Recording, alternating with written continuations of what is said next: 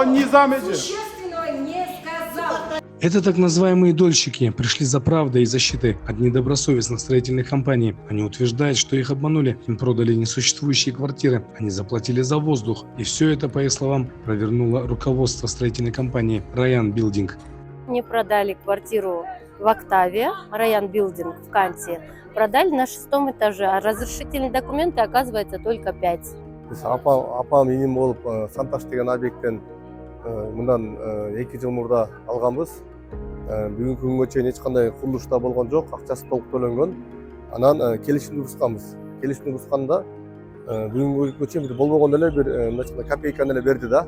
Министерство строительства, архитектуры и жилищно-коммунального хозяйства разводят руками. В то же время обещают помочь обратившимся гражданам. В Министерстве обманутых дольщиков выслушали и даже запланировали выехать на места строительства, чтобы воочию во всем убедиться. А вы будете даже мансарда может уже усиление берешь? Вот можно перед госстроем задать вопрос. Насколько, вот скажите, вот здесь стоит перед вами государственный госстрой. Вот вы получили проект на 5 этажей.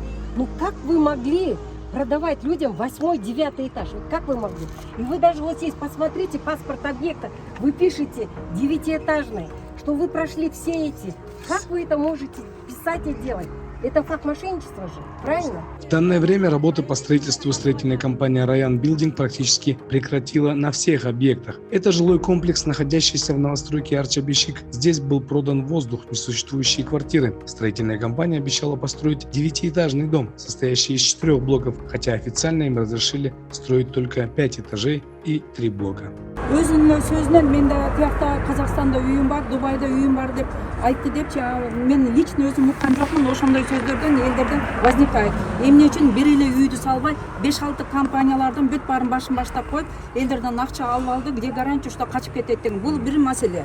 Обманутые граждане обратились в милицию, но там отказали возбуждать уголовное дело на владелицу компании Ryan Building, некую Айджанат Абдразакову. Кстати, она неоднократно встречалась с пострадавшими дольщиками. Последний утверждает, что бизнес-леди отказывается возвращать деньги, обещая завершить строительство, если, по ее словам, люди продолжат платить за несуществующие квартиры.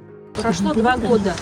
За 2 года очень много средств, вообще невозможно это завершить. Возможно, мы будем обращаться к вам после получения разрешения, обращаться к вам, доплатить какую-то сумму и потом завершим объект. Это закон о долевом строительстве это позволяет.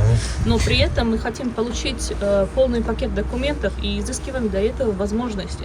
У нас на 7 этажей есть проект, и на 9 этажей есть проект. Мы сейчас на стадии подачи.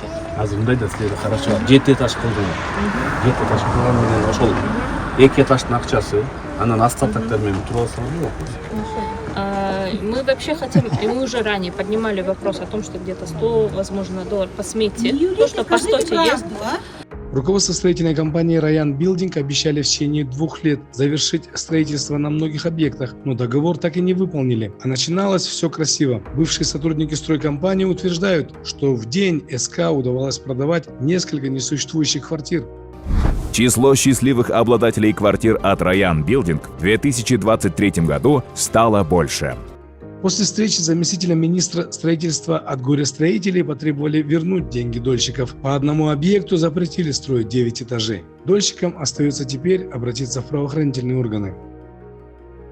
Я представляю как адвокат интересы Карабаева Каната, потому что он уже больше года как написал о возврате денег, он 1 700 000 заплатил, но до сих пор никакого возврата нету, не то что возврата. В офисе они никак не могут найти руководителя. И самое интересное, что руководитель, она никогда прямо, четко не отвечает ни на один вопрос.